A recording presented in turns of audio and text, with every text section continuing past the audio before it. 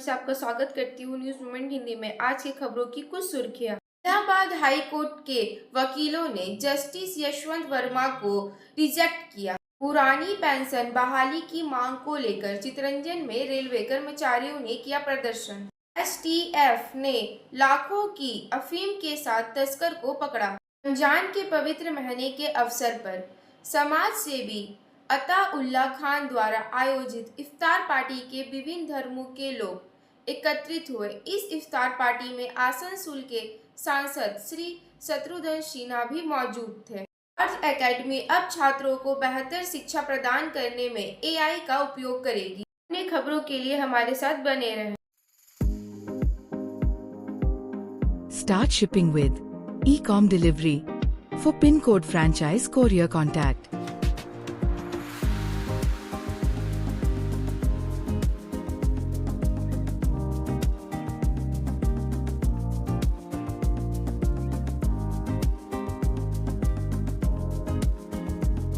Please contact 977401759319088857 to 7585971093.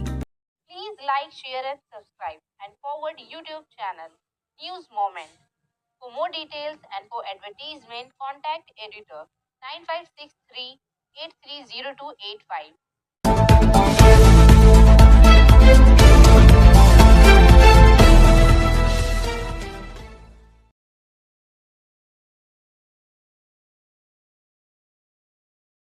महल के छाव कलाकार गियासुद्दीन अंसारी रमजान के पवित्र महीने में पूरे दिन उपवास रखने के बाद कृष्ण, शिव और दुर्गा की वेशभूषा में सज रहे हैं। कार्यकारी संपादक विकास प्रसाद की रिपोर्ट के अनुसार श्री गियासुद्दीन अंसारी सुबह जल्दी उठते हैं, नमाज पढ़ते हैं और दिन भर रोजा रखते हैं और अपने गांव के घर के पड़ोसों की छाव में देवी देवताओं की वेशभूषा में सजे छाव कलाकारों को प्रशिक्षित करते हैं। वे खुद भी कृष्ण की वेशभूषा धारण करते हैं। वे अपने बेटे को भी इसी तरह से प्रशिक्षित कर रहे हैं। उनके लिए ये कोई मायने नहीं रखता क्योंकि यह एक कला है। 1996 में 14 साल की उम्र में उन्हें राष्ट्रपति पुरस्कार मिला। 12 से 20 साल की उम्र तक उन्हें छाव नृत्य के लिए केंद्र सरकार ने छात्रवृत्ति मिली। गियासुद्दीन अंसारी कहते हैं, छाव नृत्य का मतलब है किसी देवी देवता की तरह कपड़े पहनना। उनके दादा और पिता सभी इन देवी देवताओं की वेशभूषा में छाव नृत्य करते थे। वो भी यही कर रहे हैं। इसमें धर्म का कोई भेद नहीं है। पहले काम फिर धर्म। कलाकारों की जाति क्या है? गियासुद्दीन को यह कहने में कोई संकोच नहीं है कि रमजान के दौरान उपवास करते हुए हिंदू देवी देवताओं की पूजा करते हुए छाव नृत्य करने के लिए उनका उपहास किया जा रहा है और उनकी आलोचना की जा रही है, लेकिन उन्हें इसकी परवाह नहीं है। इससे कोई फर्क नहीं पड़ता कि कौन क्या कहता है। पलामा जंगल महल पुरुलिया के बाड़ा बाजार प्रखंड का एक सीमांत गांव है। गियासुद्दीन के दादा हजारी अंसारी को एक ग्रामीण कृषक परिवार से थे। छाव नृत्य में प्रवेश करने वाले पहले व्यक्ति थे। उनके बेटे जुमैरुद्दीन ने भी यही राह अपनाई। अब उनके बेटे कलफुद्दीन भी गियासुद्दीन से प्रशिक्षण ले रहे हैं। गियासुद्दीन अब छाव दल के उस्ताद हैं। पलमा शक्ति संघ छाव नृत्य दल द्वारा निर्मित इस दल में 30 सदस्य हैं। इसमें से 22 सदस्य हिंदू और 8 मुस्लिम हैं। हालांकि इनमें कोई अंतर नहीं है। ये लोग समूह के रूप में प्रदर्शन करने के लिए कई बार दूसरे राज्यों का भी दौरा कर चुके हैं। उनके बेटे कलफुद्दीन भी अपने पिता के इस काम में शामिल है। उन्हें गर्व है कि वे भी अपने पूर्वजों के दिखाए रास्ते पर चलेंगे, छाव नृत्य को आगे बढ़ाएंगे। गियासुद्दीन को इस सांप्रदायिक सद्भाव पर गर्व है।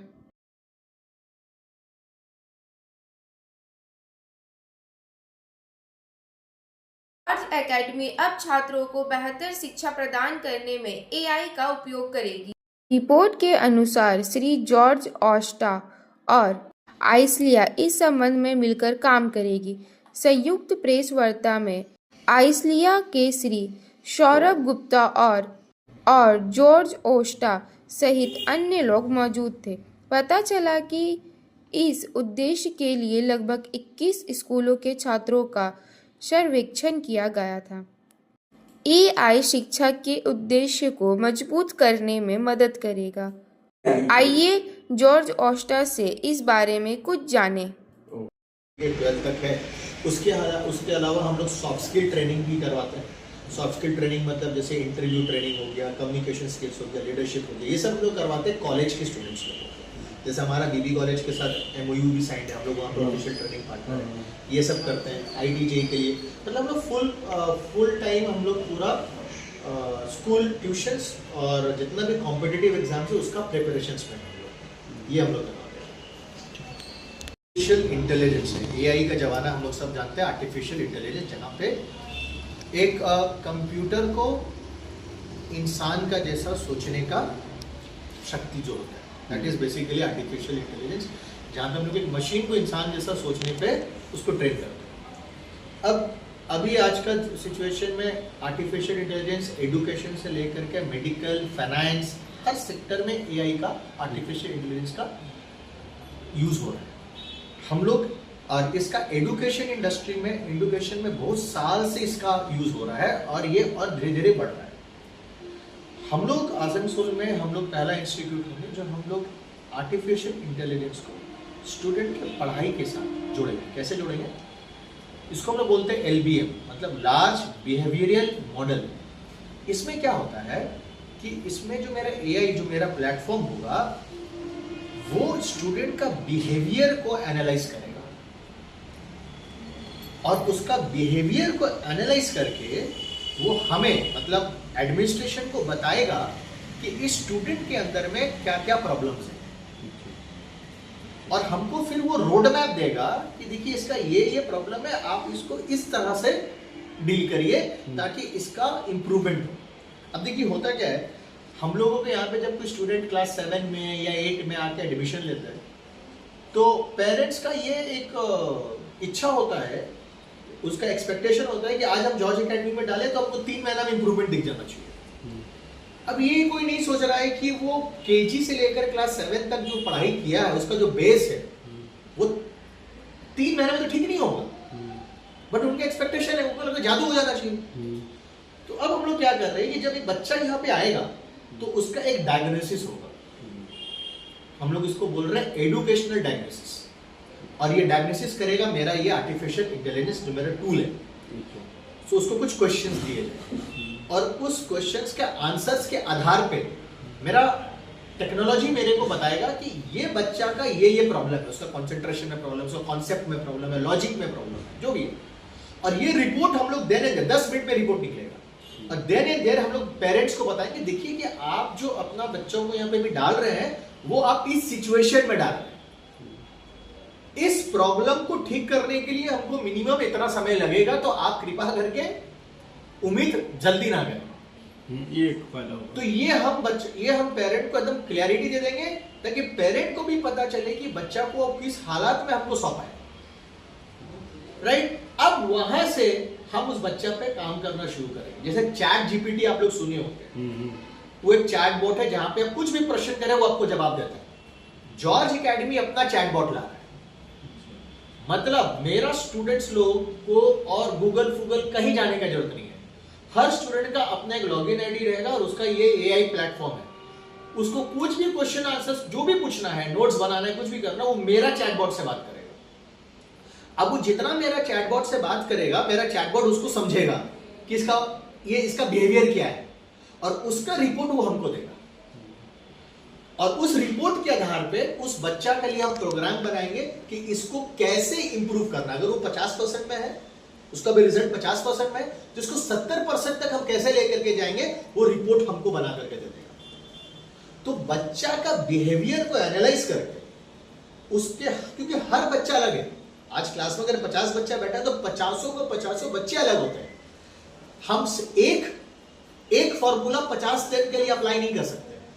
तो हर बच्चा के लिए अलग फॉर्मूला होगा, हर बच्चा के लिए अलग प्लान होगा, क्योंकि हर बच्चा यूनिक है, हर बच्चा का अपना अलग टैलेंट है, अपना अलग समझ की शक्ति है। तो उसके आधार पे हम लोग प्लान तैयार करेंगे इस टेक्नोलॉजी को यूज करके, और फिर उसका इम्प्रूवमेंट करेंगे। तो ये बेसिकली एआई के अलावा और क्या क्या आप लोग यहाँ पर? हम लोग तो यहाँ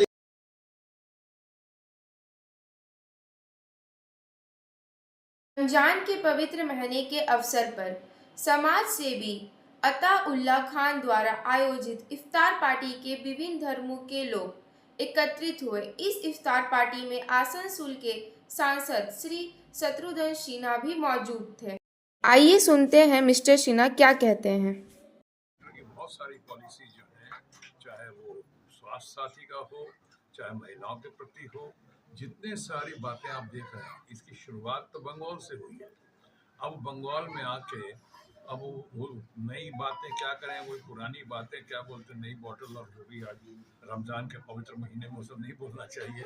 तो वो जो करेंगे वो हमें लगता है कि बहुत बुरी तरह से उनको धोखी खानी पड़ेगी। कोशिश करें, आना है, बंगाल सबका है, बंगाल पूरे देश का है, पूरे मुल्क का है, सब आवाम का है। किसी को कहीं आने जाने के लिए कोई कॉन्स्टिट्यूशन, कोई किसी प्रकार का कोई रुकावट नहीं डालना।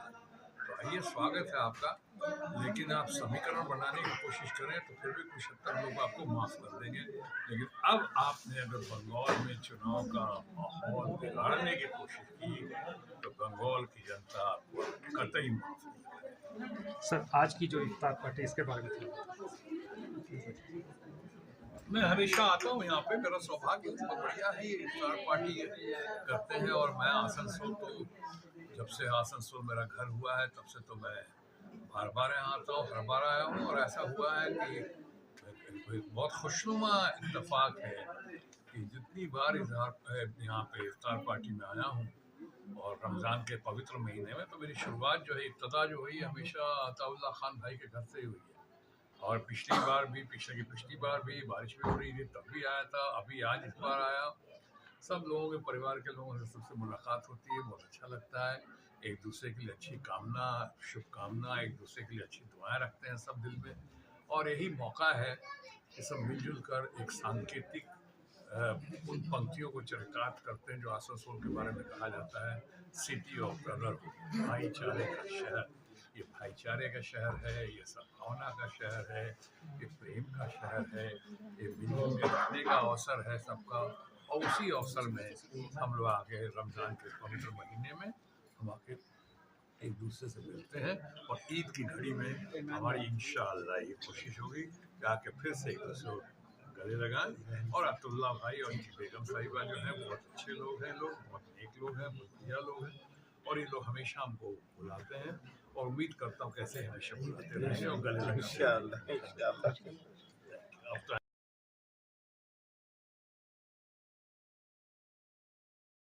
एसटीएफ ने लाखों की अफीम के साथ तस्कर को पकड़ा।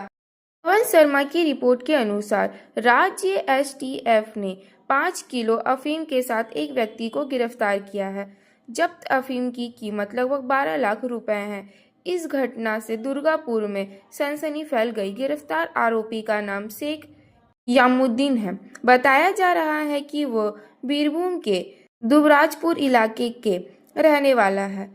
एसटीएफ सूत्रों से पता चला है कि शेख यमुद्दीन गुरुवार रात दुर्गापुर के सिटी सेंटर चर्च के सामने एक 4 पहिए वाहन से किसी अन्य व्यक्ति को अफीम की तस्करी करने पहुंचा।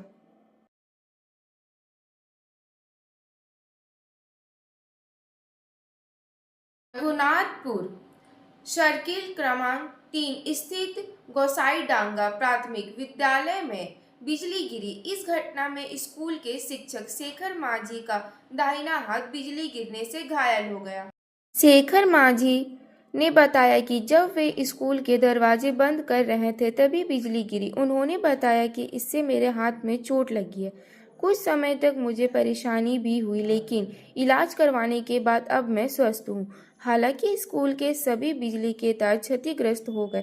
हालांकि स्कूल के हेडमास्टर छुट्टी पर थे, लेकिन उन्होंने कहा कि स्कूल को बचाया जा सकता है।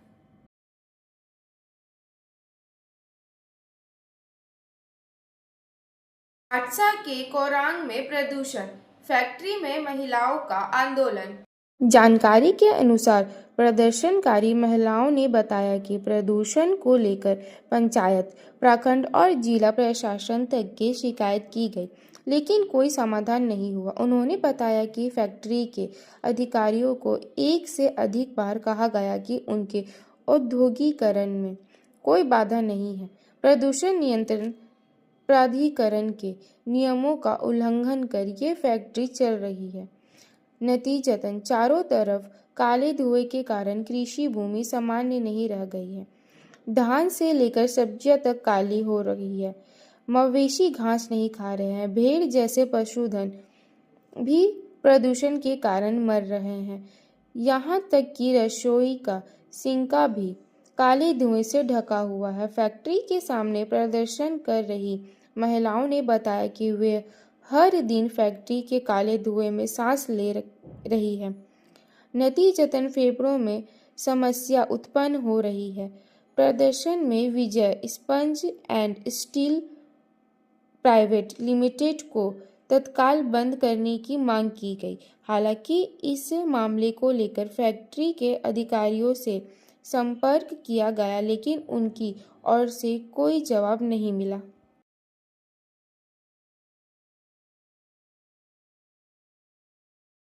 पुरानी पेंशन बहाली की मांग को लेकर चितरंजन में रेलवे कर्मचारियों ने किया प्रदर्शन।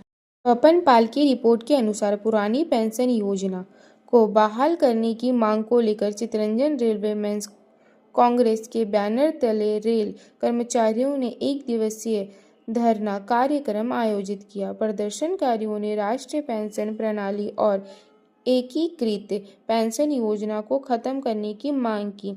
CRMC के महासचिव इंद्रजीत सिंह ने कहा कि ये विरोध 17 से 21 मार्च तक national federation of Indian railway द्वारा आयोजित अखिल भारतीय विरोध सप्ताह के हिस्से के रूप में आयोजित किया गया था।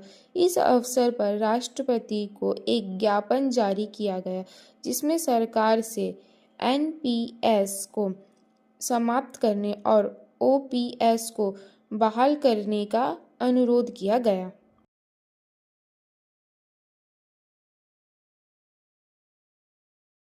आसनसोल से बनपुर सड़क पुनर्निर्माण अड्डा परियोजना की लागत 14 करोड़, मंत्री ने रखी आधारशिला। रशीम खान की रिपोर्ट के अनुसार आसनसोल के जुबली जंक्शन से बनपुर के इंदिरा चौक स्कोप गेट तक सड़क का पुनर्निर्माण किया जाएगा। ये कार्य आसनसोल दुर्गापुर विकास बोर्ड या अड्डा द्वारा किया जाएगा। आसनसोल में आसनसोल उत्तर विधानसभा के विधायक और राज्य के श्रम और कानून मंत्री मोलाई घटक ने सड़क पुनर्निर्माण कार्य का शिलान्यास किया। आसनसोल शहर में राष्ट्रीय राजमार्ग संख्या 19 के जुबली जंक्शन से बनपुर के इंदिरा चौक स्कोप गेट मुख्य सड़कों में से एक है। एक तरफ विवेकानंद सरनी और दूसरी तरफ बनपुर रोड। इस सड़क के पुनर्निर्माण पर 14 करोड़ रुपए से अधिक का लागत आएगी। मोलाई घटक के अलावा दुर्गापुर विकास बोर्ड या अड्डा के अध्यक्ष कबीर दत्ता, पश्चिम बर्धमान के जिला मजिस्ट्रेट S पोनाबलम, आसनसोल दुर्गापुर विकास बोर्ड या अड्डा के CIO राजू मिश्रा, आसनसोल कारपोरेशन के उप महापौर अभिजीत घटक, बारो के अध्यक्ष अनिमेश दास और अन्य उपस्थित थे।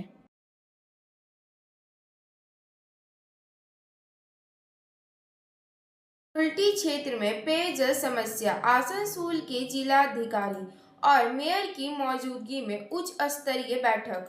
आसनसोल के कुल्टी क्षेत्र में पेयजल की समस्या के समाधान हेतु पश्चिम बर्धमान जिला कलेक्टर S पोनाबलम की अध्यक्षता में आसनसोल जिला कलेक्टर कार्यालय स्थित आसनसोल कॉन्फ्रेंस हॉल में उच्च स्तरीय प्रशासनिक बैठक हुई। इस बैठक में मेयर, विधान उपाध्याय, आसनसोल दुर्गापुर विकास बोर्ड या अड्डा के उपाध्यक्ष उज्ज्वल चट्टोपाध्याय, कुल्टी सेल ग्रैथ वर्कर्स और डीवीसी के अधिकारी उपस्थित थे। इस बैठक के बाद मेयर विधान उपाध्याय ने कहा कि सेल गांव के बाढ़ क्षेत्र में पेयजल उपलब्ध कराता है। पेयजल की समस्या मुख्य रूप से उन क्षेत्रों में है।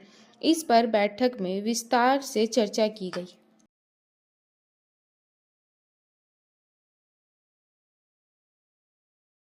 इलाहाबाद हाई कोर्ट के वकीलों ने जस्टिस यशवंत वर्मा को रिजेक्ट किया। संतराज प्रसाद की रिपोर्ट के अनुसार इलाहाबाद उच्च न्यायालय कोई कचरा दान नहीं है। न्यायालय के बार एसोसिएशन ने कहा, जिससे न्यायमूर्ति यशवंत वर्मा और उनके घर से कथित रूप से 15 करोड़ रुपए के बेहिसाबी नकदी बरामद होने के मामले में बढ़ते विवाद में एक कृपया और मोड़ हमारे आ गया चैनल है। को लाइक, शेयर इलाहाबाद और उच्च सब्सक्राइब न्यायालय करें के और मुख्य विज्ञापनों और न्यायाधीश अन्य और पन्नों अन्य के लिए न्यायाधीशों संपर्क को करें लिखे पत्र में 9563283028 समूह ने और न्यायमूर्ति वर्मा के 03413551 प्रत्यावर्तन का विरोध किया। पर। जैसे कि धन की खोज के बाद सर्वोच्च न्यायालय कॉलेजियम ने निर्णय लिया था। एसोसिएशन ने कहा कि वो कॉलेजियम के निर्णय से हैरान है। कॉलेजियम के इस फैसले से एक गंभीर सवाल उठता है, क्या इलाहाबाद उच्च न्यायालय एक कूड़ेदान है?